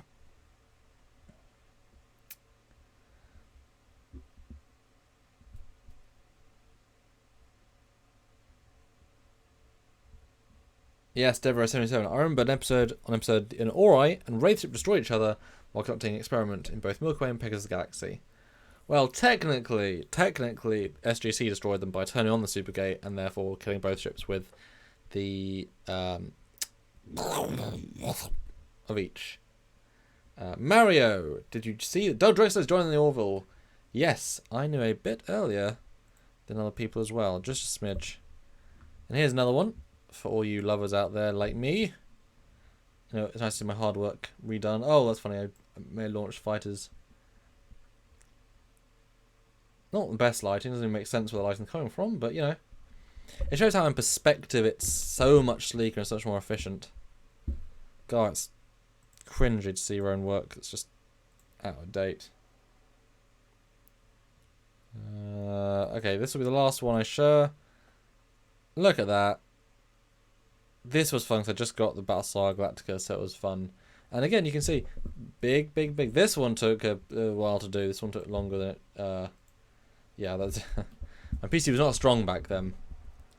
I couldn't even probably light. I mean, I couldn't light the Galactica properly, but considering I couldn't really light it, I did a good job, I think.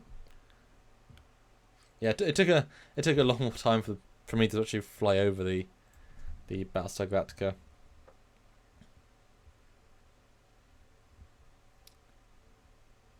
So yeah, hope you guys enjoyed that as well. I do try. We've got 17 more minutes left of the live. Thank you all for joining. So this is a great time to super chat, to ask me some final questions, ask some quick fire ships, and I will go through my favourite and least favourite ships for sure. This is another fun one that I released a digital image of.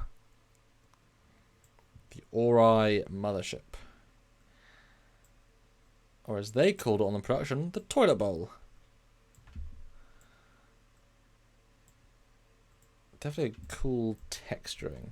Ooh, David Schrodinger. Gotta love Stargate ships. Great work, Samuel. Just a little help. Thank you. Thank you.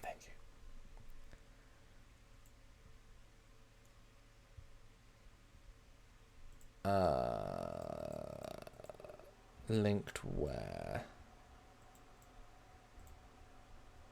Alright.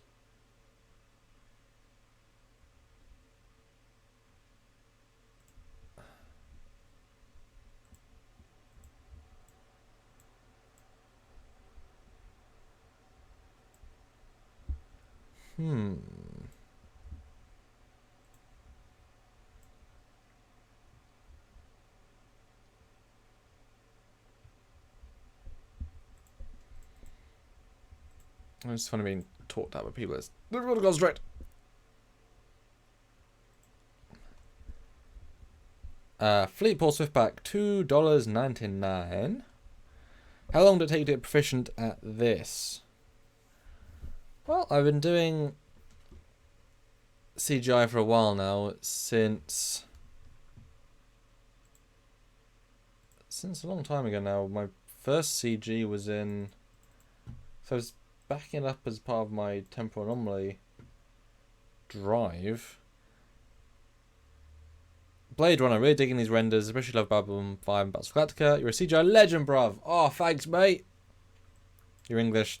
I feel like I can say that, but thank you. I do try. I have tried. I mean, this is all part of our years ago work. But yeah, it's funny to see where you've come from. Not to show too much crap work, but this is a very early CG shot I did in Lightwave, so it's the same software. Do I have any NX1 renders that I can just bring up? Oh, it's kind of getting off. This is this is me. This is me doing it from 22nd of August 2013. So it's 6 years ago. This is what I made 6 years ago with a bridge commander mesh of the NX. I don't think it's even going a straight line. Actually, I think it's doing a gradient curve. I did quite a few tests early on. I know that you'd say, you learn. unused shot of the from Temporal Anomaly.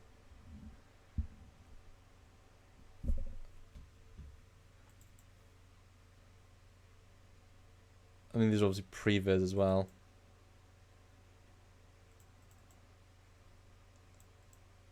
Oh, this is a unreleased, unseen. This is a title sequence that I designed for my fan film Temporal Anomaly. The second version when I wanted something that was a bit more pacey. And in fact, with trivia, I actually emailed this to Doug Drex and I was Skyping them about it to see what he thought. And this is, Temporal Anomaly is a story where each of the eras combine in a different way. So I thought, what better way to show off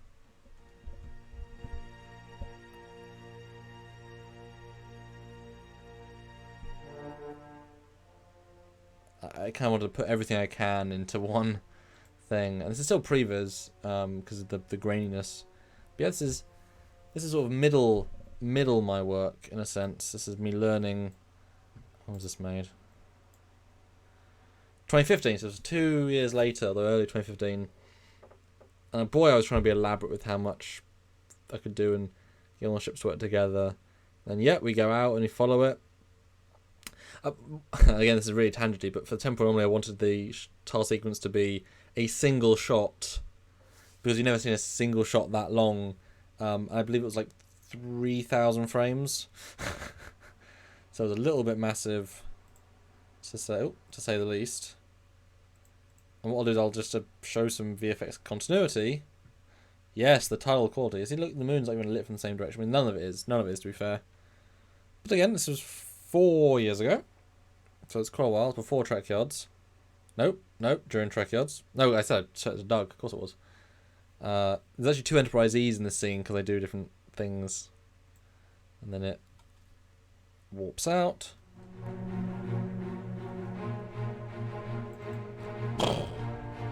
It warps out. Then the abandoned idea behind the second part tile sequence is that actually it fades between all the eras in one long warp out, which I thought was again a good idea. And you can see the evolution.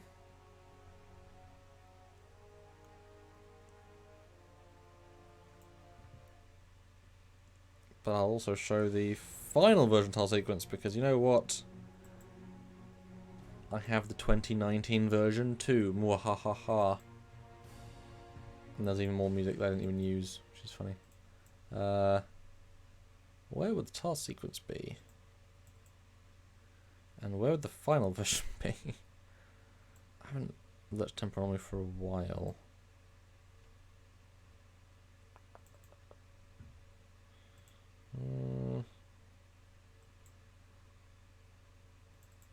It's an 18 VFX, maybe?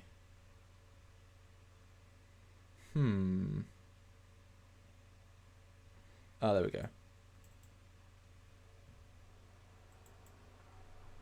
So this is 2018 actually, but it's close enough. So you can see how the lighting makes way more sense. That's my custom version of the dry dock that I lit. Slightly better lit version of the E with blinkies, and besides, I spent quite a lot of time to making it look right. You got the shadow of the bits of the dry dock as it goes by. The slight reflection of the planet, but not much. It's a little bit darker than it should be, but that's okay. And as it goes by, you get them blinky blinks. Yeah, it's actually darker than it should be. That's weird.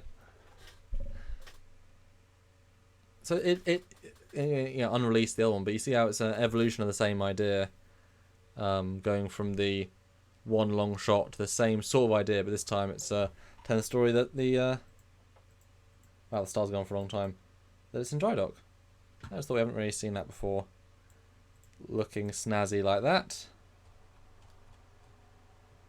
Trekyards, what does this have to do with the Stargate ships? Nothing, but I turned it off because I was showing CG. I'm sorry. I'll go back to Stargate. I'm sorry. I thought I was on Stargate for quite a long time there. Let's go to one of the best ships hands down, no competition. Look at that. It's still a ship. It can fly through space. One of the best ships in Stargate is the Atlantis City ship. What a glorious CG. Let's read what the comments said, because I was doing other stuff for a minute. Daedalus vs Battlestar Galactica, that's a fight for you. Yep, that would be fun to see. Speaking of Orville, I haven't read the comic yet. I have not, but I'd like to. Or maybe wait for the book variation. Would be pretty interesting.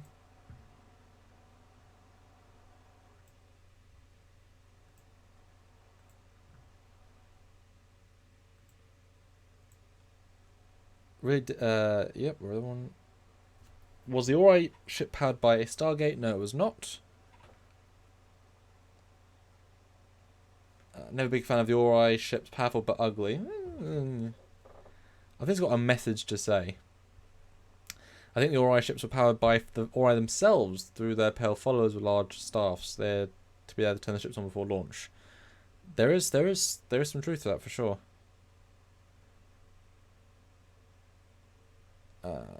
That looks great, thank you. Single shot was a great idea. Thank you, Mario, appreciate it.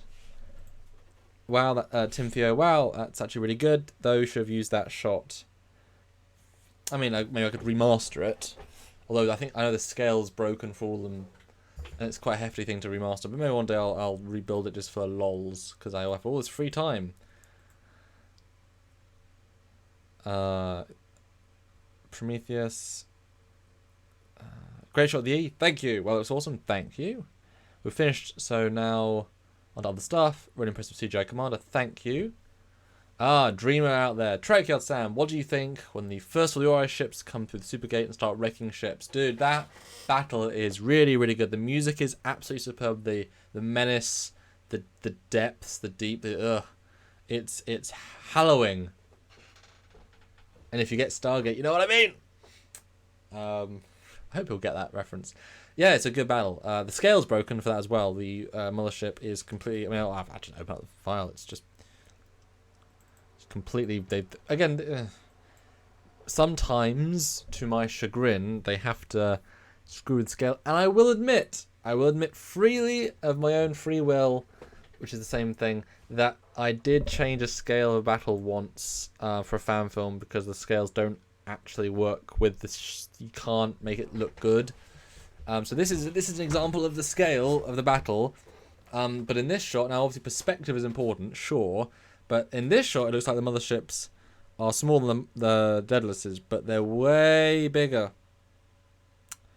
So I don't buy it. They're that far away to make that perspective difference. I don't know how big the Aurora ships are. They're pretty big, obviously. I mean, you see a mothership crash against it, but again, scale changes sometimes. But they're probably par. I mean, it's way bigger than a X304. And don't trust the online scales because they were made by magazines that do not go with the truth.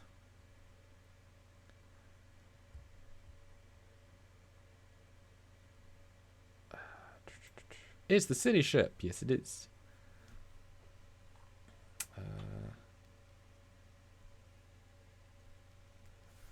Stuart, can you do yards on your own? He'll be doing one this week about something else. You will see, you will see. Jarzia, $5 Canadian. Imagine a ship that's just covered in Stargates. They all dial the adjacent Stargate, and anything you fire at gets thrown back at you. That's interesting. I feel like the gravity of that many Stargates together would not allow it to work. I'll be honest. Be totally honest with you. But I like the idea. Yeah. Here's a nice shot of a mothership with a good looking planet. I really do want a mothership model at some point. I got the fan one, but it's not quite the same. Not quite the same.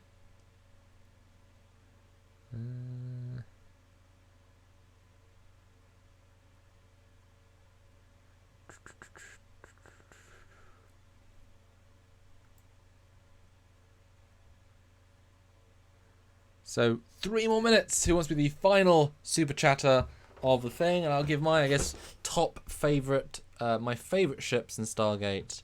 And I wish I could show them scrolling, but Daedalus is up there for me. Certainly, the X304 I think is a gorgeous ship in its own strange way. The motherships I think are really iconic.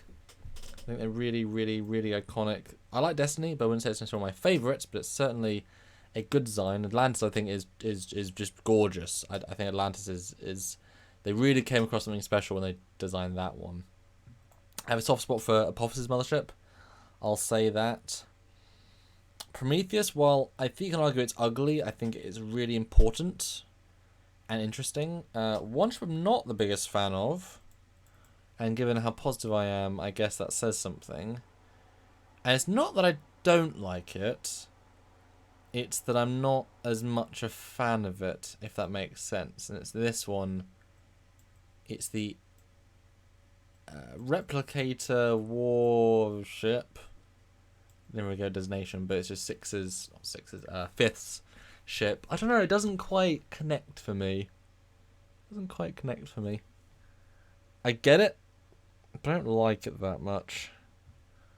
I don't like the Traveller ship that much, I'll be honest. Not really a fan. I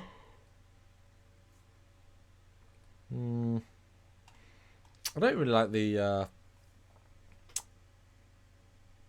evil Asgard ship either. I'm not really... I don't get what they're going for, really. Like, if we go through Stargate, fine. That's something, but I don't really get it. Now, what do you guys think of this ship? I know we had some controversy about it earlier on in the session.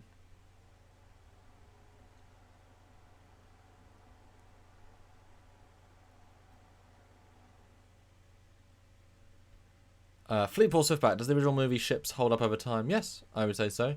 They're miniatures, they look just as good now as they did then. But guys, a minute or two, so please do final subject. Who wants to win the final subject battle? It is up to you guys. Who wants to be the winner of the super chat battle? It's not really a super chat battle, but that's okay. Least favourite ship, I think I already said there, a couple. But yeah, I like a lot of Stargate ships for sure.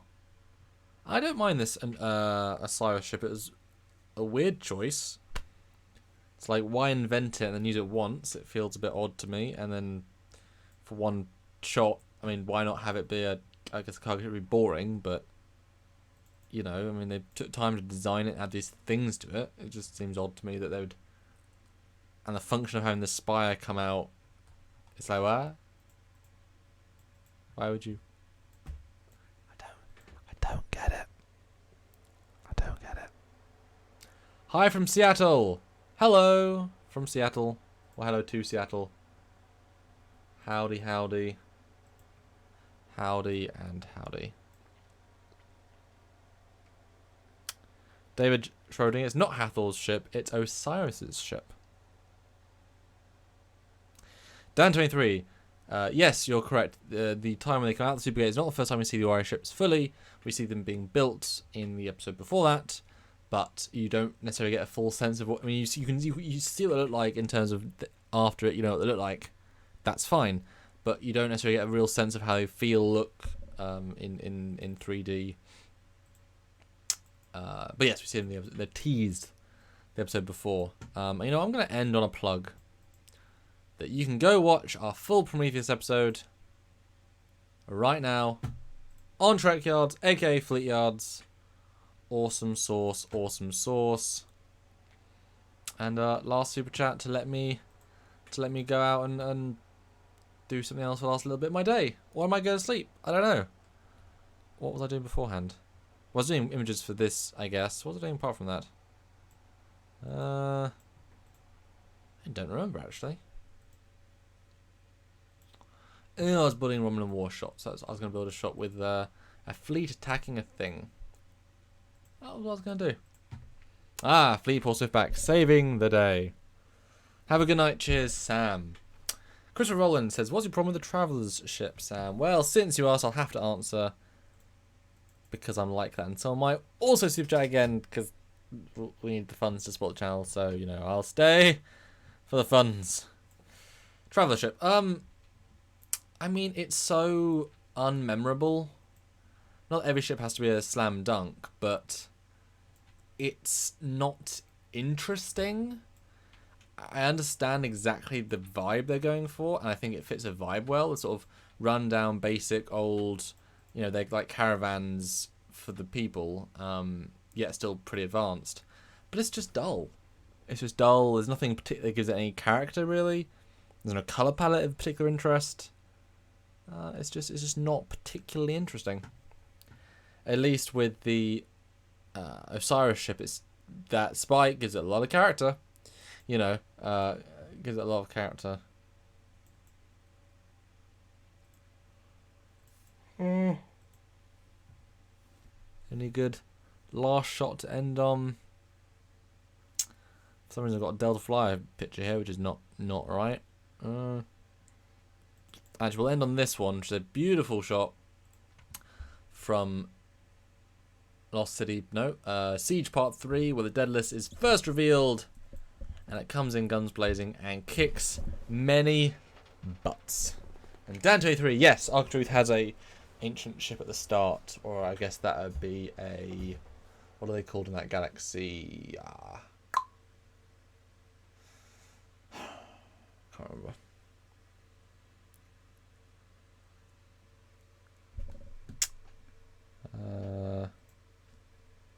Just linked. I have too many non-tabs.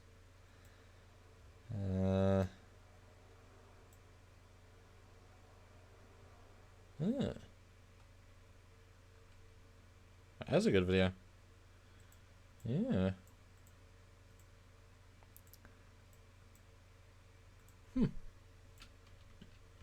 That is worth looking at for sure in the chat, because I can put it in the chat. Wait, am I moderator on this account?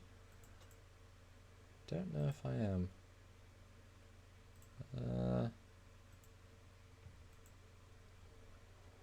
Let me post that into the live if I can.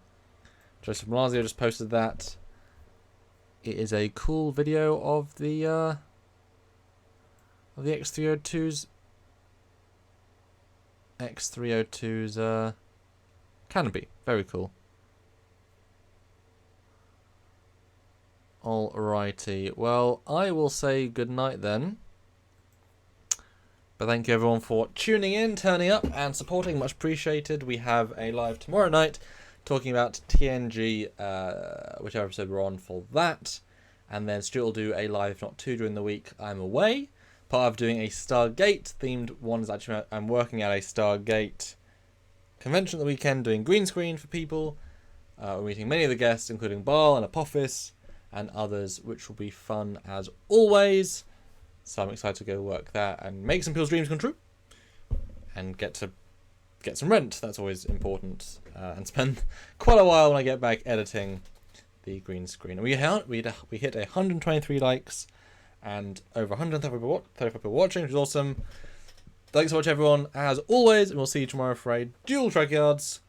So until then, I am Commander Cookings, and wherever he is, he's Captain Foley. He's always Captain Foley.